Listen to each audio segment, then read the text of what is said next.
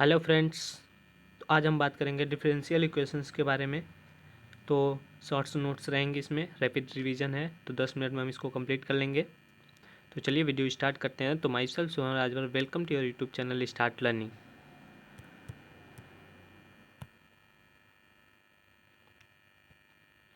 तो differential equations में हमें क्या क्या चीज़ें ध्यान देनी है उसके बारे में जान लेते हैं। तो सबसे बड़े डेरिवेटिव का ऑर्डर हमें पूछा गया, क्या सबसे बड़े डेरिवेटिव का ऑर्डर पूछेगा, तो ऑर्डर हम कैसे निकालेंगे। तो सबसे बड़े डेरिवेटिव का ऑर्डर हम निकालेंगे। तो मान लीजिए कि आपके पास कोई भी क्वेश्चंस दिया है कुछ इस टाइप से, d2y अपान dx2, ठीक है, ये दिया है, प्लस ऑफ dy/dx, कुछ तरह इस तरह दिया है। तो आपको ऑर्डर बताना है, तो किस ऑर्डर का है। तो ये देखिए सेकेंड डेरिवेटिव है, मतलब दो ऑर्डर का हो जाएगा। अगर फर्स्ट डेरिवेटिव रहेगा तो वन ऑर्डर का, सेकेंड डेरिवेटिव तो दो ऑर्डर का। तो हमें पता चल गया कि ऑर्डर कितना होगा, दो ऑर्डर हो जाएगा। अब डिग्री क्या होती है, तो देखिए इस पर कोई भी पावर नहीं है, तो इस पर डिग्री 1 हो जाएगी, तो इसकी डिग्री 1 हो जाएगी। तो जिस पे हाईएस्ट डिग्री कैसे पता करेंगे, तो सबसे बड़े ऑर्डर के डेरिवेटिव की पावर को डिग्री बोलते हैं। तो सबसे बड़े ऑर्डर, जो सबसे बड़ा ऑर्डर रहेगा, उसकी डिग्री, डेरिवेटिव की पावर की डिग्री, मतलब उसकी डेरिवेटिव की पावर की डिग्री जो होगी उसे हम बोलेंगे डिग्री, ठीक है। अब डिग्री डिफाइंड होने के लिए differential equations, polynomial equations is derivative होनी चाहिए। मतलब कि डिफरेंशियल इक्वेशन और पॉलिनोमियल इक्वेशन इज डेरिवेटिव, मतलब डेरिवेटिव होनी चाहिए। कुछ काम की बात जान लेते हैं। तो जनरल सोल्यूशन, तो जनरल सोल्यूशन में आर्बिट्रेरी कांस्टेंट होता है, पर्टिकुलर सोल्यूशन में आर्बिट्रेरी कांस्टेंट नहीं होता है, ठीक है।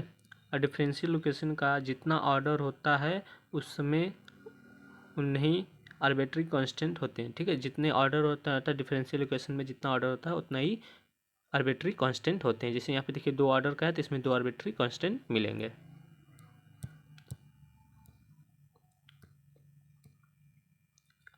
जानते कि ये क्या होता है, वेरिएबल होता है, वेरिएबल सेपरेशन होता है, होमोजीनियस डिफरेंशियल इक्वेशन होगा, फिर लीनियर डिफरेंशियल इक्वेशन होगा। तो अब हम पहचानेंगे कैसे, तो वेरिएबल में कुछ नहीं करना है, वेरिएबल में बहुत ही ईजी है। वेरिएबल को सेपरेट करें, इंटीग्रेट करें और उसको कर दें तो हो जाएगा उसका, ठीक है। अब होमोजीनियस इक्वेशन में होमोजीनियस को पहचानने का तरीका होता है, कांस्टेंट नहीं होगा, इनवर्स ट्रिग्नोमेट्री और लॉग एंड ई के पावर एक्स नहीं होंगे। अगर हुए तो एंगल में एक्स अपान वाई या फिर वाई अपान एक्स होगा, ठीक है। हर एक जोन में वेरिएबल सेम होंगे, मतलब हर एक जोन में जो होगा वेरिएबल वो सेम होगा, और डेरिवेटिव जरूर होगा, डेरिवेटिव होगा जरूर, ठीक है। अब D Y by D X, F of X कुछ इस फॉर्म में दिया रहेगा, if F of lambda X and lambda Y. तो इसका कोई ज़रूरत नहीं है, आपको सॉल्व करने का तो पता चलना चाहिए कि होमोजीनियस है कि नहीं, ये तो पता करने के लिए कि होमोजीनियस है कि नहीं, ठीक है। अब जो रहते हैं लीनियर डिफरेंशियल इक्वेशन है, लीनियर डिफरेंशियल इक्वेशन में क्या होता है, linear polynomial is dependent variable and it's derivative. मतलब कि जो लीनियर प्रॉब्लम पॉलिनोमियल होगा वो डिपेंडेंट वेरिएबल होगा एंड इट्स डेरिवेटिव, ठीक है। तो डी वाई डी एक्स दिया है, तो डी वाई जो होगा वो डिपेंडेंट वेरिएबल ऑफ एक्स होगा, पर डी एक्स जो होगा इंडिपेंडेंट वेरिएबल होगा, ठीक है।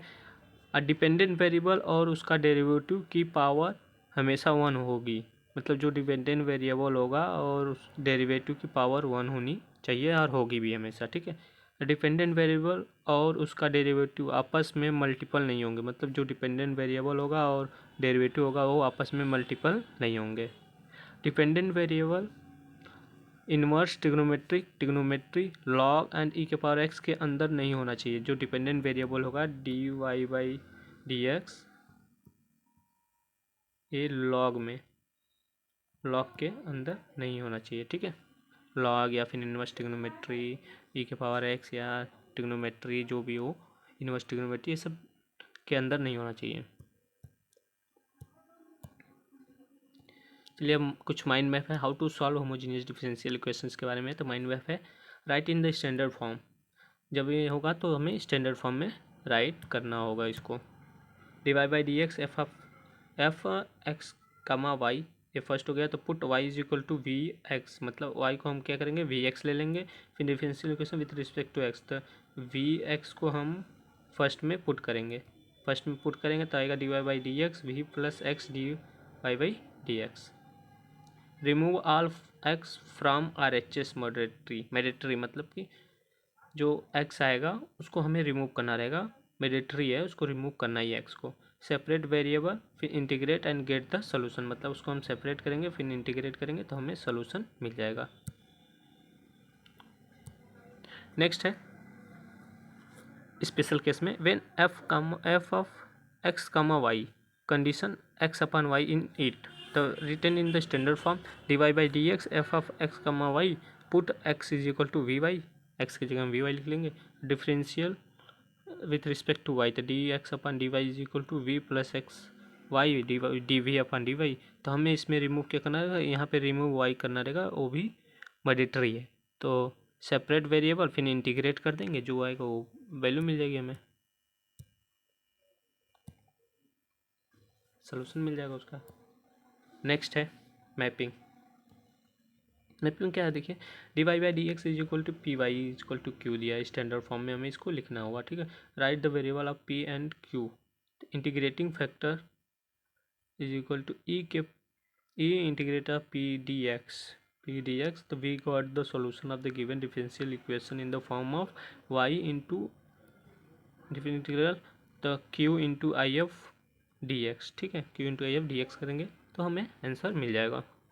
अब फिर write the given differential equation in standard form D x upon D Y plus P one X is equal to Q one, तो write the value of P one and Q one, P one और Q one की value लिखेंगे। फिर integrating factor e के power e integration of P D Y करेंगे तो we got the solution of the given differential equation in the form of X into I F, तो integrate करेंगे तो Q I into I F D Y, तो इसको हम integrate करेंगे तो हमें आंसर मिल जाएगा।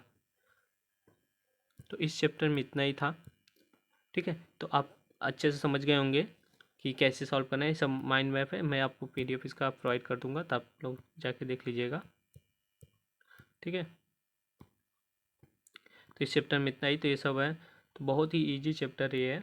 आप लोगों को इसमें से 3 से 5 मार्क्स का क्वेश्चन आते हैं, 3 से 5 मार्क्स का क्वेश्चन आएगा, 3 से 5 मार्क्स, और बहुत ही इम्पोर्टेंट चैप्टर तो है नहीं, पर जो इंटीग्रेशन आता है उसमें बहुत ही हार्ड इंटीग्रेशंस नहीं आते, बहुत ही इजी इंटीग्रेशन पूछेगा, साइन का, टेन का, कॉस का, फिर ई के पावर एक्स दे देगा, लॉग दे देगा, तो ज़्यादा हार्ड नहीं देता है। अगर आपको इंटीग्रेशन नहीं आता होगा तो इसका भी शॉर्ट नोट्स का वीडियो है, तो भी ज़्यादा देख लीजिएगा। इस वीडियो में इतना ही, चलिए अब मिलते हैं नेक्स्ट वीडियो में, तब तक के लिए धन्यवाद।